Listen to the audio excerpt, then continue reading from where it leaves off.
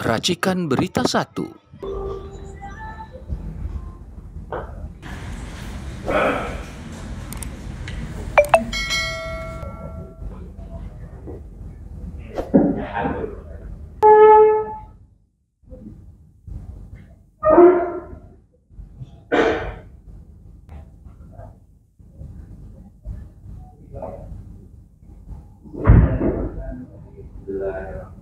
Artinya kalau misalnya dalam satu perkara itu ada dua kewenangan sebenarnya di situ, kecampur seperti tadi Prof.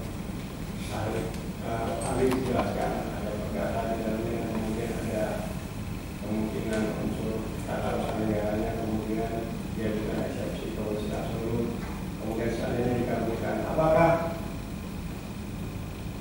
satu perkara ini selalu menjadi perkara yang berhenti ketika korupsi absolut dikabulkan, atau yang berhenti hanya terkait dengan unsur hukumnya saja, sementara yang mungkin terkait sama perkaranya masih bisa diteruskan masuk dalam pemeriksaan pokok perkara. Mohon penjelasannya. Kalau menurut pandangan saya kembali kepada prinsip asas unity of claim. Jadi tidak bisa di-state satu perkara dengan satu lembaga peradilan yang berbeda substansinya, karena memang didesain perdata adalah untuk lembaga peradilan ada akun itu ada di pengadilan tata usaha negara dan seterusnya. Nah, oleh karena itu maka majelis hakim harus menolak bahwa tidak ada unity of claim, bahwa tidak boleh ada split ya, tetap ini menggunakan prinsip unity.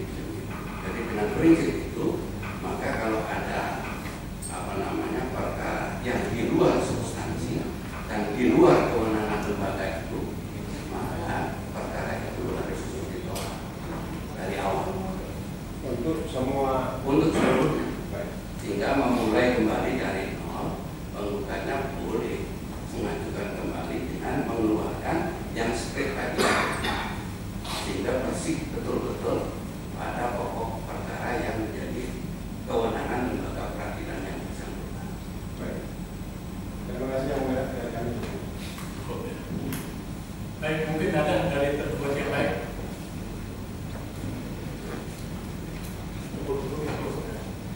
Baik, silakan. Ini yang melihat Kuasa dari penggugat. Terima kasih ahli, menarik Prof. Saya ingin memperdalam dan nambah ilmu juga dari terang gugatan ini, sehingga apa yang akan diputus oleh majelis nanti benar-benar memiliki legitimasi hukum, karena ini perkara ini diperhatikan oleh publik. Baik Prof, saya ingin spesifik membagi pada dua kompetensi yang mungkin nanti perlu kami minta tambahan penjelasan. Katakanlah kalau peradilannya itu harusnya memutus perkara perdata, kemudian diadili melalui peradilan tata usaha negara atau sebaliknya.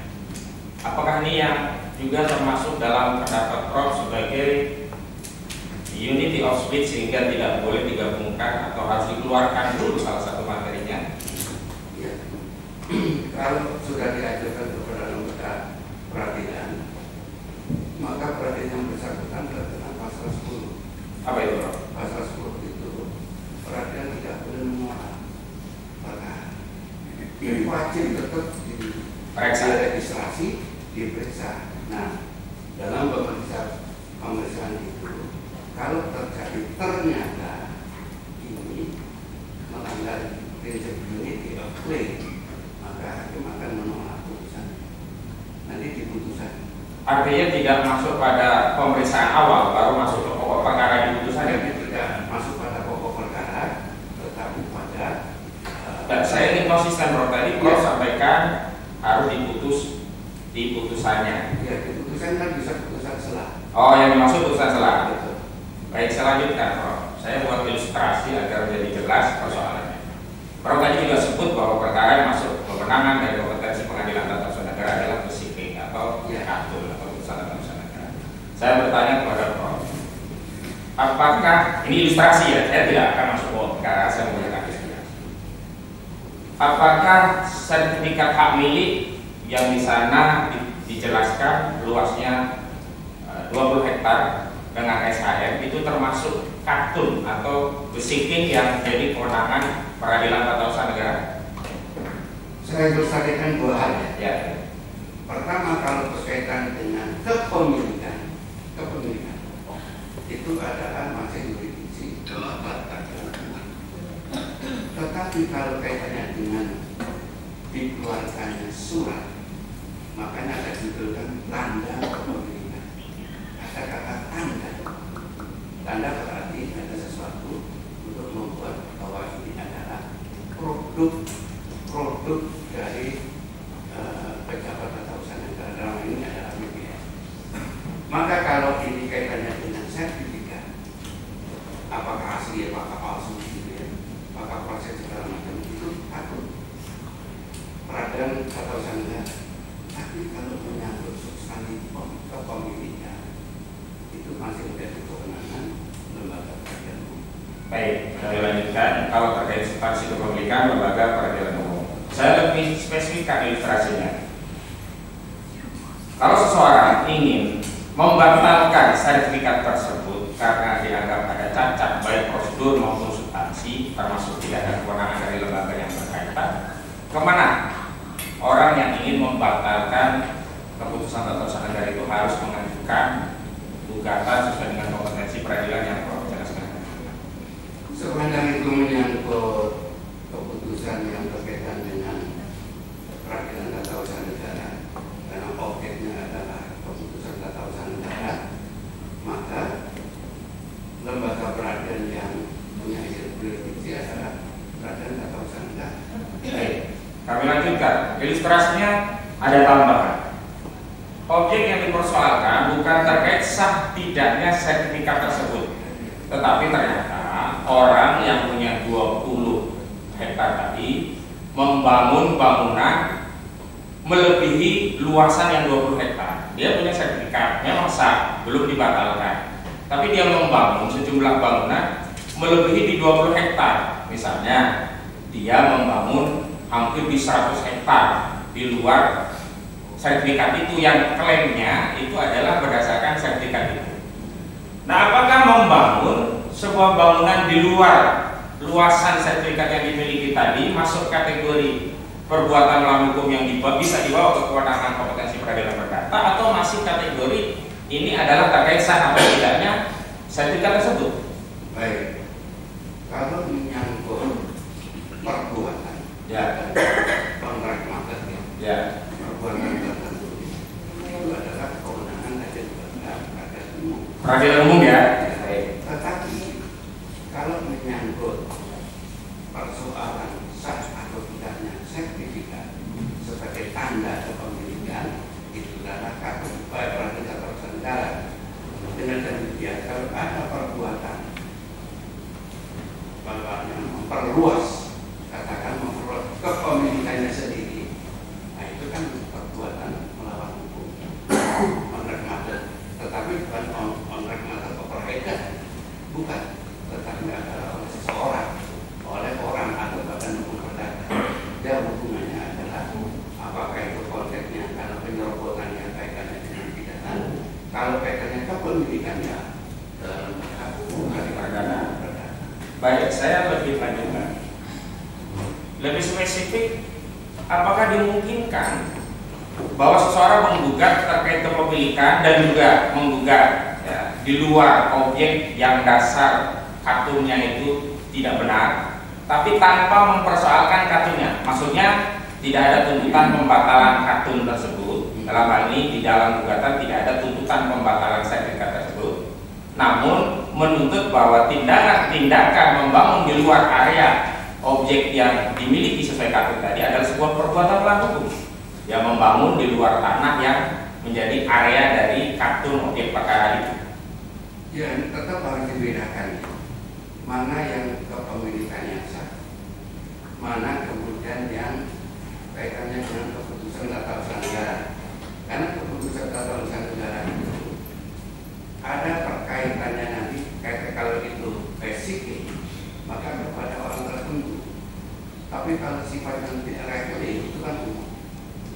Kalau yang Bapak ilustrasikan tadi adalah satu perbuatan yang melanggar hukum, karena bukan pemiliknya, dia memperluas dirinya sendiri.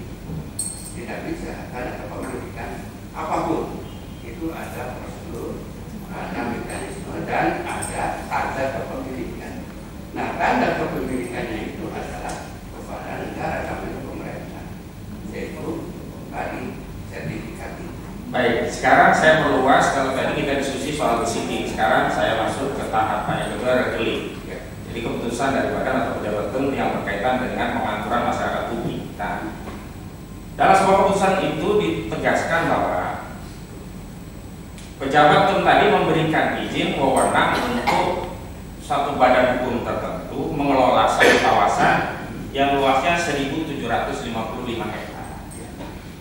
Namun pihak yang diberi izin itu menyalahgunakan, kalau bahasa kami menyelundupkan, menyalahgunakan izin rekening umum tadi, keputusan badan atau pejabat tata usaha negara dalam bentuk rekening. Ini agak itu melebihi kawasan itu, bahkan bisa beberapa kecamatan misalkan di luar 1.355. Nah, apakah ini juga masih kategori besiking yang harus dibawa ke peradilan tata usaha negara? Atau ini sebenarnya perbuatan melawan hukum dari perseroan tersebut yang dia mengerjakan satu kawasan di luar keputusan negara?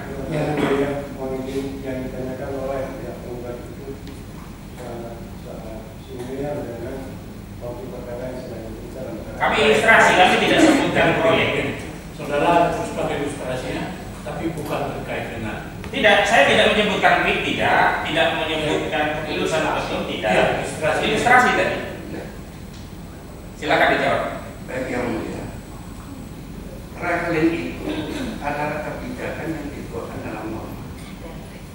Beda dengan basic. Basic itu adalah keputusan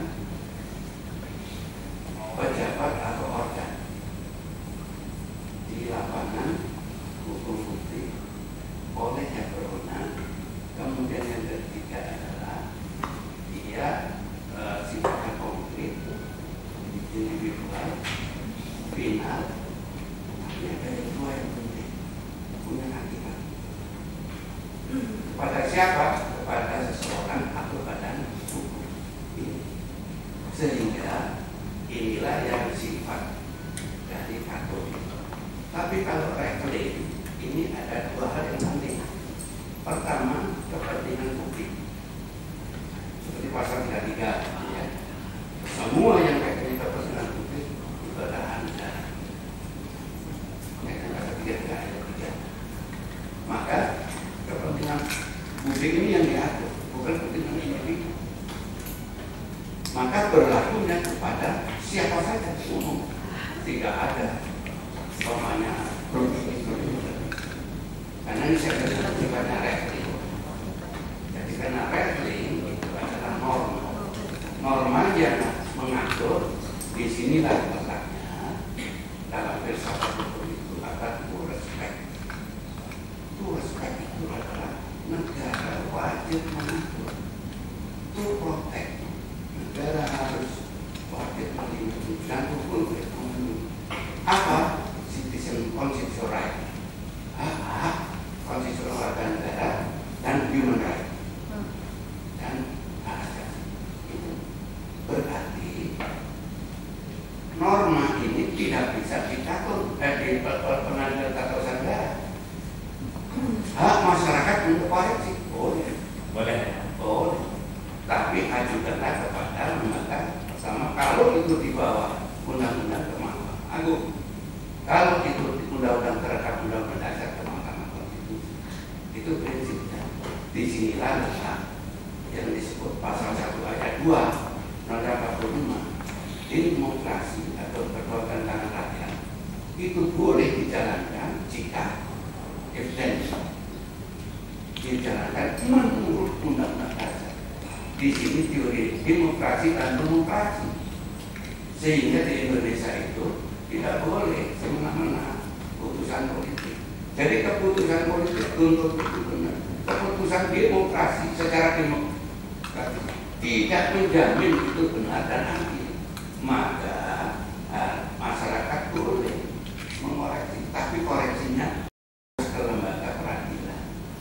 disinilah Mahkamah Agung untuk peraturan di bawah undang-undang terhadap undang-undang, Mahkamah Konstitusi undang-undang terhadap undang-undang dasar. Nah, kira-kira begitu. Baik, saya agak diillustrasikan pada pertanyaan yang berkaitan dengan perkara, meskipun saya tetap tidak akan menyebut objek perkaranya. Ya.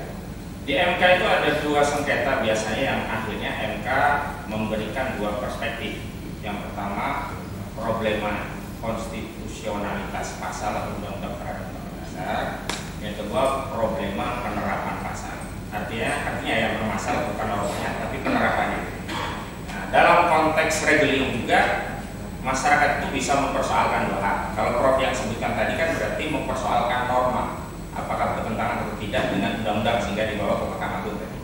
Bagaimana kalau yang dipersoalkan masyarakat itu bukan keputusan atau norma atau regelingnya, tetapi pelaksanaan aturan ini oleh orang yang diberi kewenangan justru melanggar baik dari sisi batasan, prosedur, juga substansi. Apakah tetap harus ke lembaga Mahkamah Agung atau itu masuk kategori merupakan perbuatan melawan hukum karena tidak sesuai dengan peruntukan? Begitu. Ya, kalau kita lihat perluasannya, Ya. perluasan kantor di pasal Undang-Undang 2014, lihat pasal 7, pasal 1 angka 7 dan pasal 87, maka perbuatan melawan hukum itu diperluas termasuk tindakan, baik itu tindakan yang sifatnya faktual maupun tindakan dalam arti hukum, right handling. Dengan demikian, kalau itu kaitannya dengan norma, saya berpandangan bahwa tetap yang diuji itu normanya itu valid atau tidak. Valid itu dengan struktur di atas hierarki norma, atau valid dengan nilai-nilai yang berkembang dalam masyarakat. Jadi yang berkembang di dalam judicial review itu ada dua perspektif. Perspektif positivisme, yang kedua perspektif anglo atau perspektif independen atau progresif. Karena di situ hak asasi masuk.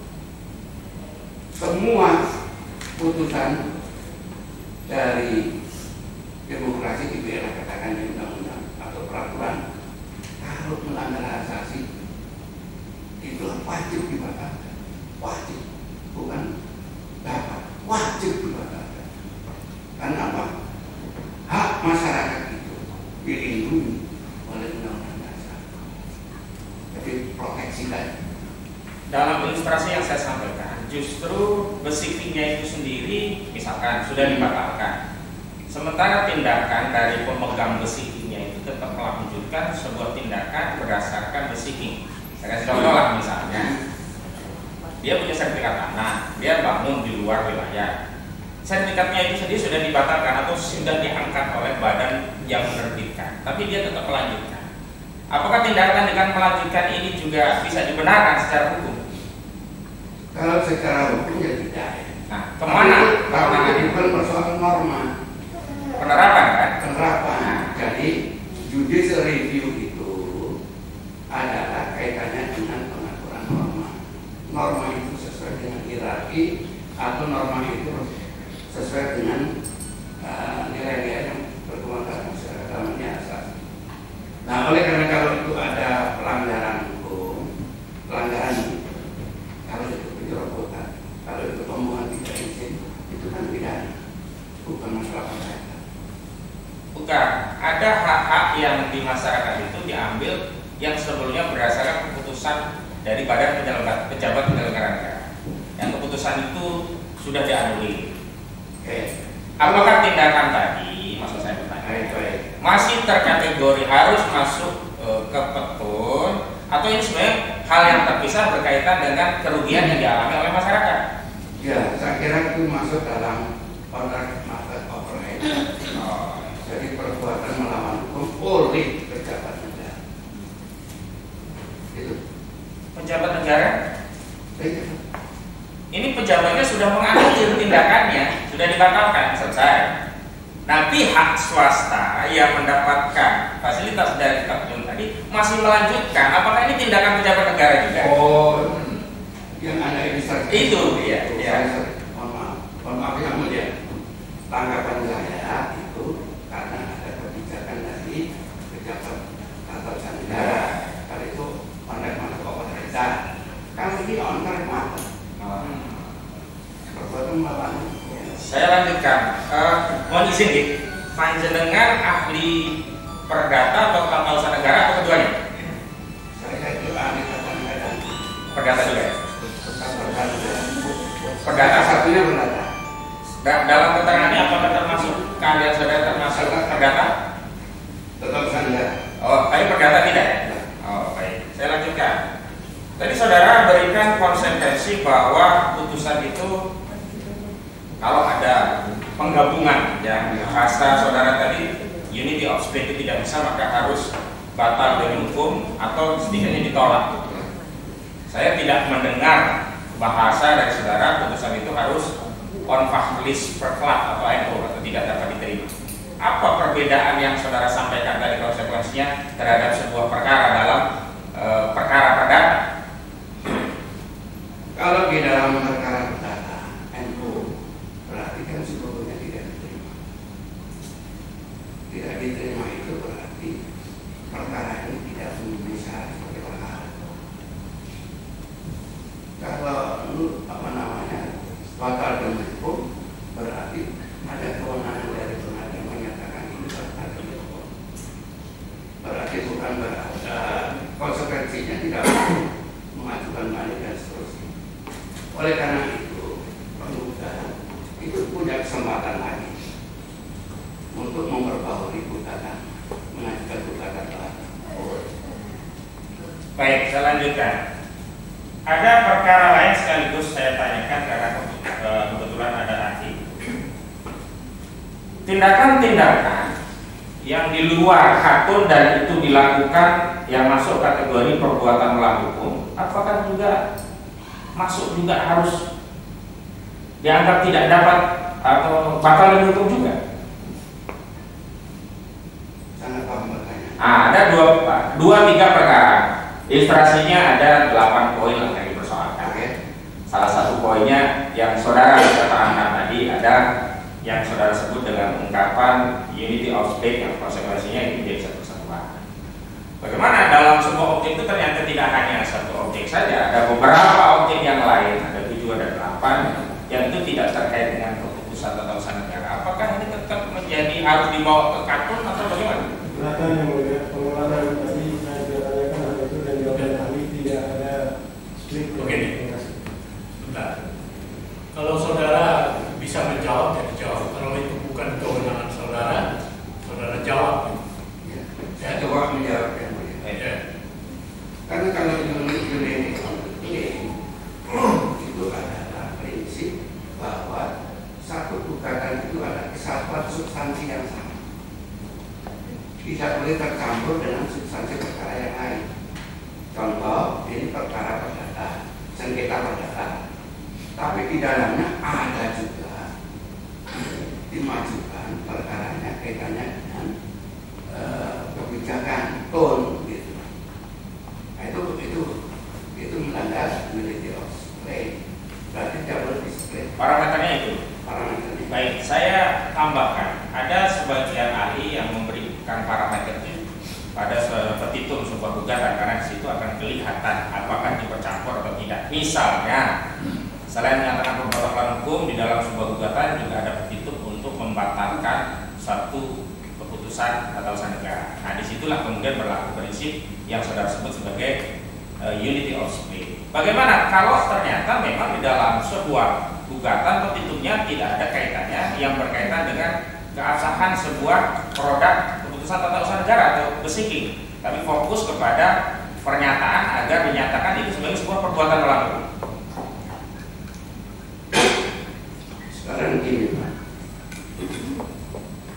sebuah gugatan itu ada 3 hal. Pertama adalah kira-kira berbeda, yang kedua adalah posisi. Tidak mungkin petitum itu lepas dari posisi. Kalau posisinya itu membangun logika, termasuk juga tadi di luar substansi yang rumput yang digugat. Maka secara logika, rasio logisnya itu menjadi kesimpulan untuk amat untuk petitum. Petitum itu dibangun karena logika dan dibangun di posisi. Gak mungkin kemudian petitum itu berdiri sendiri tanpa sekali posisinya, nggak mungkin. Nah, oleh karena itu ini satu kesatuan. Maka dalam konteks logika hukum ada relasi antara logika posita dengan logika petitum. Gitu. Bagaimana ketika relasi posita dengan petitum itu sebagian kemudian nyambung, sebagian tidak, sehingga dalam perkara kan kita juga kenal ada putusan dikabulkan sebagian tapi tidak seluruhnya. Apakah itu juga masuk kategori unity of speech yang saudara sampaikan tadi, melanggar atau tidak? Nah, kalau yang konteksnya bagaimana menilai itu, mohon maaf, ada. Artinya semua tetap berpulang kepada penilaian majelis hakim. Iya. Kita ini kan dalam perkara semua putusan ada pada majelis rumah, kita memberikan satu masukan dengan pendekatan nanti unity of claim itu kita akan memberikan dampak tidak diterimanya sebuah gugatan itu. Baik, tadi saudara karena mengajar perdata juga saya ingin bertanya, apa substansi dari pasal 1365 sebagai dasar sebuah perkara itu masuk kategori perbuatan melawan hukum itu seperti apa? Paling tidak unsur-unsurnya. Ada yang melibatkan menurut kami itu masuk dalam materi pokok perkara. Saudara bisa menjawab itu? Unsur-unsur dengan pasal Yang pertama ada perbuatannya, yang kedua ada kesalahannya, yang ketiga ada kemudian minimum ya. Baik, itu ya. Ya. Baik, dalam konteks pembuktian jika ketiga-tiganya terpenuhi, apakah itu berarti sudah terpenuhi ketentuan pasal 1363 tersebut, 65 tadi? Tiga unsur tadi terpenuhi semua. Secara definisi, Kalau salah satu saja tidak terpenuhi, enggak mudah. Ini kan kumulatif. kumulatif ya, berarti bukan alternatif ya. Baik, saya lanjutkan. Dalam konteks kumulasi sebuah gugatan, jika ada beberapa materi yang digugat, sebagian memenuhi kumulatif unsur dalam 1365, sebagian yang lain tidak memenuhi, bagaimana pandangan ahli terhadap objek tersebut? Saya nggak bisa memberikan pandangan yang mulia. Iya. Pandangan ahli. Baik, sementara dari kami cukup, yang mungkin yang lain. Cukup, Pak. Ada. Cukup yang melihat kembali. Jadi dari penggugat cukup. Kembali ke tergugat ada. Mohon izin yang mulia untuk menyampaikan satu pertanyaan. Silakan. Terima kasih. Pakai mic supaya lebih jelas suaranya. Saudara ahli mohon pendapat terkait adanya suatu gugatan. Di satu sisi orang tersebut tarik sebagai pihak tergugat dalam statusnya sebagai personal atau pribadi. Namun demikian, perbuatan sebagaimana diuraikan di dalam posita gugatan adalah merupakan perbuatan orang tersebut ketika menduduki jabatan publik. Pertanyaan saya terkait dengan gugatan yang substansinya demikian ini, apakah peradilan umum ataukah peradilan tata usaha negara yang memiliki kewenangan untuk memeriksa, mengadili, dan memutus atas perkara. Terima kasih. Iya. Jadi sudah tidak menjadi pejabat, ya tidak bisa dihitung. Tetapi kalau sudah tidak, artinya menjadi warga negara biasa, ini bisa di pengadilan biasa. Karena begini Pak, pejabat atau amdraja itu akan terkait dengan the arms. Ini kan teorinya Rothman. Sehingga amdraja ini mewakili sebagai wakil hukum dari the arms. Sehingga apa yang diputuskan sebagai kebijakan tanggung jawabnya sepanjang dia menjabat dan terkait dengan lembaga atau badan tata usaha negara tersebut. Dengan demikian, jika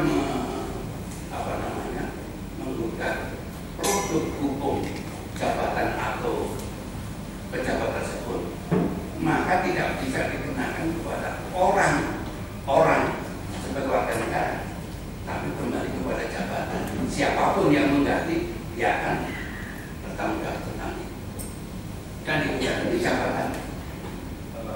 Ahli mau diperjelas atas perbuatan ketika menduduki jabatan publik yang pada akhirnya menjadi bagian dari objek sengketa, itu masuk kewenangan pengadilan umum atau peradilan tata usaha negara. Sepanjang dia masih sebagai pejabat tata usaha negara, itu masuk ketua. Tapi kalau sudah tidak, kembali kepada lembaga, maka lembaganya ini bisa ketua. Contoh banyak makanya PCK yang dikeluarkan tahun sebelumnya, dia sudah kemudian nggak jadi menteri lagi dan jadi pejabat. Maka keputusan itu kan masih hidup, kembali kepada lembaganya itu. Lembaganya dan itu menjadi seorang peratur. Terima kasih.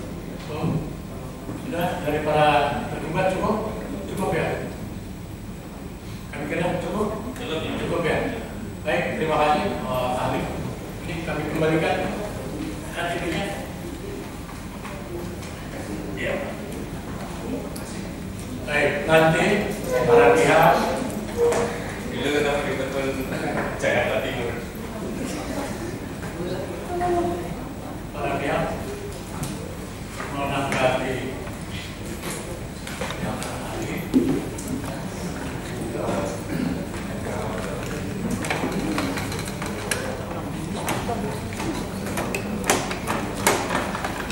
Sudah cukup ya, semua ya.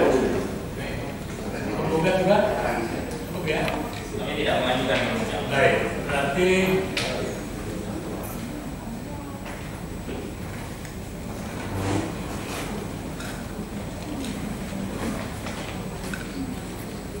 berikan kesempatan kepada majelis pengambil sikap ada eksepsi ini ke prosedur hari Kamis tanggal 3 Juni. Izin yang mulia, merunut pada prosedur memang tidak dikenal mengajukan ahli pada proses eksepsi. Lalu yang mulia atas kebijakan diterima. Kami pun diberi kesempatan tapi kami tidak. Karena belum ada prosedurnya juga, ini ada keterangan ahli yang harus diperspektifkan tentu sesuai kepentingan para pihak. Bagi tergugat atau kepentingan dan kami juga.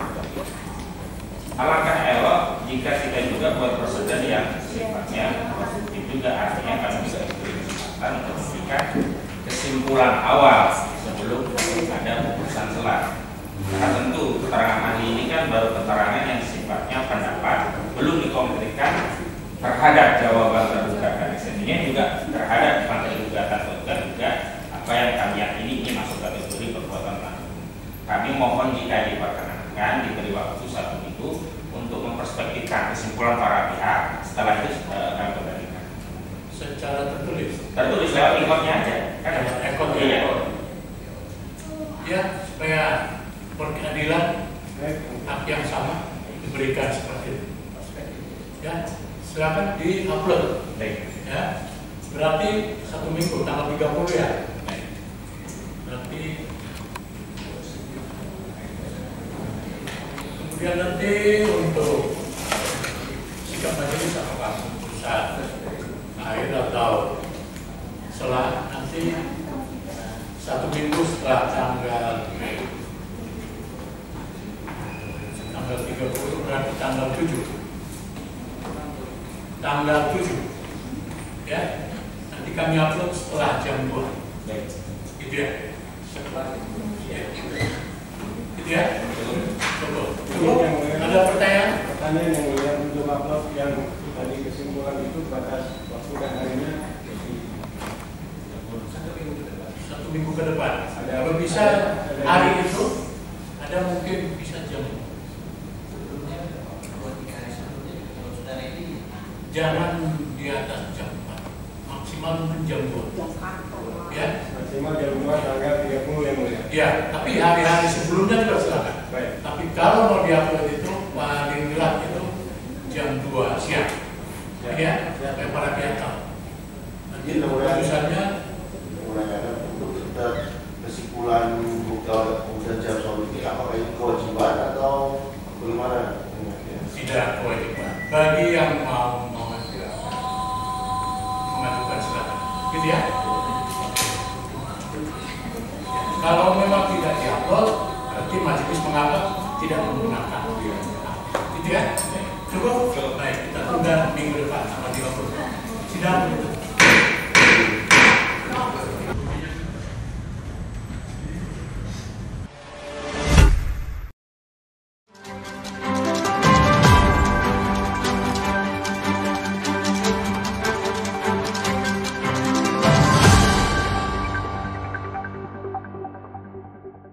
Racikan Berita 1.